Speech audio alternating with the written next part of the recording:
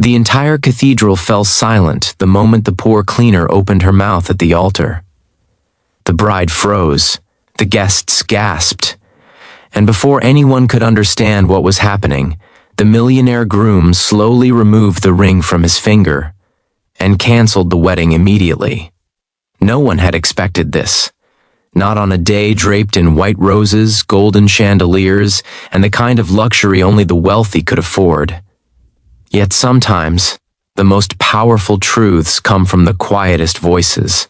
Before we continue, if you believe in kindness, second chances, and the power of truth, take a moment to like this video, share it with someone who needs hope today, comment your thoughts, and subscribe to the channel for more emotional stories that remind us what truly matters. Her name was Mira. Most people in that cathedral didn't even know it. To them, she was just the cleaner. The woman who arrived before sunrise and left long after everyone else had gone home. She mopped the marble floors that gleamed under designer heels. She dusted the wooden pews where society's elite whispered their prayers. She emptied the trash bins after lavish events and wedding rehearsals, unseen and unheard. Mira had been working at St. Augustine's Cathedral for nearly 6 years. Her life had never been easy. Widowed at 26 with a 5-year-old son battling a weak heart condition, she carried burdens heavier than the cleaning buckets she dragged across the aisles each morning. Hospital bills had piled up like fallen leaves in autumn. Some nights she skipped meals so her son Arav could have milk before bed. Some days she walked 3 miles to save bus fare, but she never complained. There was a quiet dignity in the way she carried herself. She spoke softly. She kept her eyes lowered.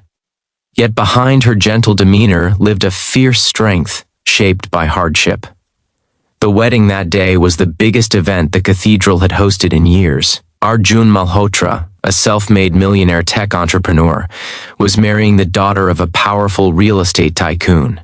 The city had buzzed with excitement for weeks. Journalists waited outside. Luxury cars lined the street. Florists had worked overnight. Everything had to be perfect. Mira had polished every inch of that aisle. She had watched Arjun during the rehearsal the evening before. He had seemed distant, thoughtful. Unlike many wealthy men she had seen, he didn't carry arrogance in his posture. There was something searching in his eyes, something unsettled. When he thanked the staff after rehearsal, he had even nodded respectfully at her. That simple gesture had surprised her. The bride, however, had barely noticed the workers. She was stunning, draped in diamonds even during rehearsal, but impatience flickered across her face when arrangements weren't flawless. On the wedding morning, Mira arrived earlier than usual. Arav had been awake all night coughing, and she had left him in the care of their elderly neighbor with a heavy heart. She prayed silently while wiping down the altar, asking for strength, asking for her son's health, asking for one miracle. By noon, the cathedral was full. Soft music floated through the air. The bride walked down the aisle like royalty. Cameras flashed. Arjun stood at the altar in an elegant black suit, composed yet strangely pale. The ceremony began beautifully. Vows were spoken, promises made, guests dabbed their eyes. And then, just as the priest asked if anyone objected to the union, a sudden crash echoed from the back of the cathedral. It was a cleaning bucket. Mira had accidentally knocked it over while trying to quietly slip out before the ceremony ended. Water spread across the marble floor. Every head turned toward her. A wave of embarrassment burned across her cheeks. She bent quickly, whispering apologies, trying to clean the spill before anyone slipped. But as she stood, something unexpected happened. Her eyes met Arjun's, and in that instant, recognition sparked. His face changed. The priest repeated the question, asking if anyone objected. Mira's hands trembled. She hadn't come to object. She hadn't come to ruin anything. But suddenly her heart pounded in her chest. She remembered a night nearly 8 years ago, a storm, a car accident on a lonely highway, a bleeding stranger trapped behind a crushed steering wheel. She had been younger then, her husband still alive. They had been returning from visiting relatives when they saw the wreck. Others had driven past. They had stopped. Her husband had broken the window with a rock. Mira had held the stranger's head steady while rain soaked her sari. They had pulled him out moments before the car caught fire. She had pressed her scarf against his bleeding wound, whispering for him to stay awake until help arrived. The man had been unconscious when the ambulance came. They never learned his name. Now, standing at the altar in a custom-tailored suit, was that same man. Before she could stop herself, the words escaped her mouth. She didn't shout. She didn't accuse. She simply said softly that she was glad he survived that night on the highway years ago, that she had often wondered if the young man they pulled from the burning car ever got a second chance at life. A murmur rippled through the cathedral. Arjun's eyes widened. The color drained from his face. Memories flooded back. The rain, the shattered glass, a woman's trembling hands holding him steady, a voice telling him not to give up. He stepped away from the altar. The bride looked confused, then annoyed. But Arjun wasn't looking at her. He walked slowly down the aisle toward Mira.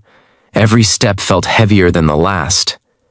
He asked her questions only she could answer, details no one else knew. The broken bracelet she had lost while pulling him out. The small scar near his shoulder where the glass had cut him. Tears welled in his eyes. He turned back toward the altar, toward the lavish decorations, toward the woman he was about to marry. In that moment, something inside him shifted. For years, he had built his empire chasing success, recognition, validation. He had convinced himself that wealth equaled worth, that status meant security. But the woman who had once saved his life stood in worn-out sandals, her hands rough from labor, her eyes humble. And she had asked for nothing. He realized he had never even tried to find the people who saved him, never properly thanked them. Instead, he buried that chapter under ambition. The bride's father stepped forward, whispering urgently. Guests whispered louder. Cameras zoomed in. Arjun removed the ring from his finger. In a calm but firm voice, he announced that he could not proceed with the wedding. Not because of scandal, not because of doubt in the bride, but because he had just remembered the kind of man he once promised himself to be. The cathedral erupted into chaos. The bride stormed out in humiliation. Her family followed in outrage. Guests argued, some calling it madness, others calling it destiny. Through it all, Mira stood frozen, horrified at what had unfolded. She tried to apologize, insisting she never meant to interfere, but Arjun shook his head gently.